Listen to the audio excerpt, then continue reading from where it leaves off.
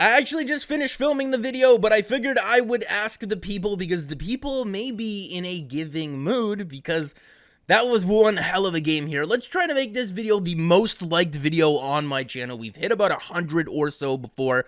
I know you guys can do it. So that's what it feels like to be on the other side of one of those things. And if I'm going to be really honest with you guys, I don't know if I feel comfortable having this thing in the house anymore. If you guys are confused by that, in the last couple of videos, I asked you guys to grab something that reminds you of what it feels like to be lucky. For me, it is this old baseball glove. And on the inside of the pocket here, it says Black Magic. So we've been using Black Magic for the last, I guess, in Game 2 and in Game 4. We didn't use it for Game 3. And I don't think we need to talk about Game 3. And I sat here before you guys yesterday guaranteeing that this series would go 5 games. And I didn't say how it was going to happen. I just said it was going to happen. But I'm not going to pretend like I was sitting there watching Game 4 being positive through the entire thing. And it's okay if you weren't either, because everything that I said, I'm not going to delete any tweets. I'm not going to pretend that I didn't say the things that I said while watching the game. And neither should you, because the Toronto Maple Leafs that showed up in this game before the Jason Spezza fight, I'm not even going to say that the Jason Spezza fight is what sparked the comeback, because they played awful for a while after that fight. And if this is going to be the start for the team to turn over a new leaf, you see what I did there, then by all means, I will accept that and I will forgive them. Again, I guess. But I don't think that I would be doing you guys right if I didn't ask this question. If they win Game 5 now, do you trust them? Because I don't. I don't feel like I would trust them even if they won Game 5. Would you trust them if they made it past the first round? What would it take for you to believe that this team is finally over?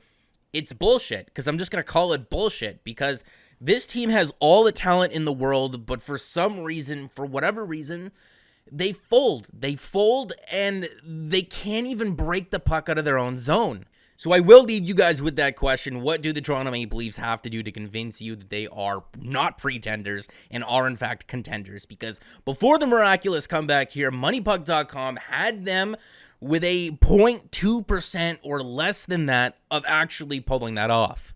But when I think about the Maple Leaf games over the years that I've watched, I don't know if there's one out there that tops this one. And I know that this was just Game 4 of the play-in round of the Columbus Blue Jackets, and it doesn't really mean anything. But when I'm thinking about it, I mean, there's Game 6 of the Eastern Conference Finals against the Carolina Hurricanes, where Matt Sundin comes back from breaking his jaw and he scores with like 28 point whatever seconds left in the game to send that game to overtime, but they lost that game. So I don't even know if I could put that on there.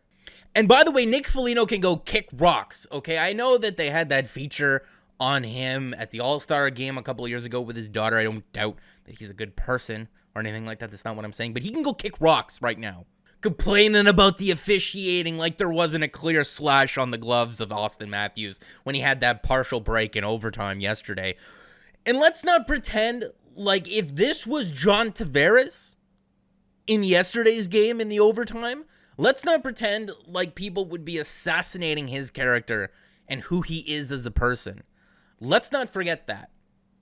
Instead of giving Foligno a platform here or a legitimate angle or a legitimate in to complain about the officiating, because trust me, nobody cares. Nobody cares.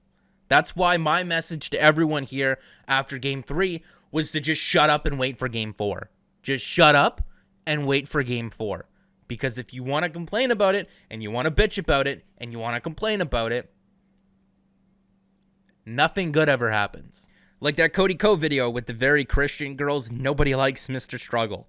And I'm also not going to sit here and pretend like the Columbus Blue Jackets didn't have a couple of point-blank opportunities to cap off the game with an empty net goal, but I guess that's just how Black Magic rolls, right? And if we take a quick glance over the box score here, you're going to see that all of the big boys came to play here. And I'm including Zach Hyman in here, Auston Matthews, William Nylander, John Tavares, and I'm highlighting Mitch Marner last because a lot of people were talking about this as if it could have been Mitch Marner's last game in a Toronto Maple Leaf uniform if that game would have ended the way that we feared that it would have. And I understand that. That's why I'm owning it, and I'm not deleting any of the tweets that I sent out priorhand because everything that was said prior to the miraculous comeback was very much justified. But I don't want the story of Game 4 to be about any of the individuals who actually scored in this game. And that's crazy to say. But I want the story of Game 4 to be about Jason Spezza because his post-game quote, I felt that. He said that he had never been a part of anything like this before, and that man has played in a Stanley Cup final. He has been a first-line center on a very, very competitive team for years in Ottawa. You know, he has an outside chance at possibly being considered for the Hockey Hall of Fame, and now he finds himself in a fourth-line center position on a fourth line that played very, very well in this game, mind you. And he found him in a situation where he fought, and it did help turn the tide of this game. I don't know how much because, like I said earlier in the video, they played like crap for a very long time after that fight. I don't know if it just took a while to sink in, but that could have been Jason Spezza's last NHL game. That's why that quote hit me really hard. So I want the story of Game 4 to be about Jason Spezza. And some other things to follow along for Game 5 on Sunday at 8 p.m., by the way. Andreas Johnsson has been skating with the main group for a couple of days now. I don't know if that means he's available or not. Could be an interesting situation. And also, Zach Werenski did not come back to play the rest of the third period and the overtime after he had a really awkward collision with Mitch Marner. And what I can say about that is exactly what Anthony Stewart said about that on the broadcast on Hockey Night in Canada. It looked like Mitch Marner was just trying to do too much. And isn't that just the perfect way to summarize Mitch Marner's 2019-2020 season? I'm not hoping that Zach Werenski doesn't play in Game 5. If we beat the Columbus Blue Jackets, I want to beat them at their very best. But if he doesn't play in Game 5, you're not going to see me complaining because, I mean, we don't have Muzzin, they don't have Werenski. Seems fair to me. That's going to be it for this video, guys. Make sure to let me know down in the comments section what it's going to take. What would the Toronto Maple Leafs need to do to regain your trust? Because they do this a lot, where they play absolutely amazing like they did in Game 2 and for most of Game 3, but they fall back on old habits. What do they need to do for you to trust them? Is it winning Game 5? Is it making it past the first round? Is it winning a Stanley Cup? I don't know. You let me know down in the comment section down below, and make sure to like the video if you did like it and subscribe for more because more is always on the way. And guys, remember, unwavering faith, baby. Unwavering faith.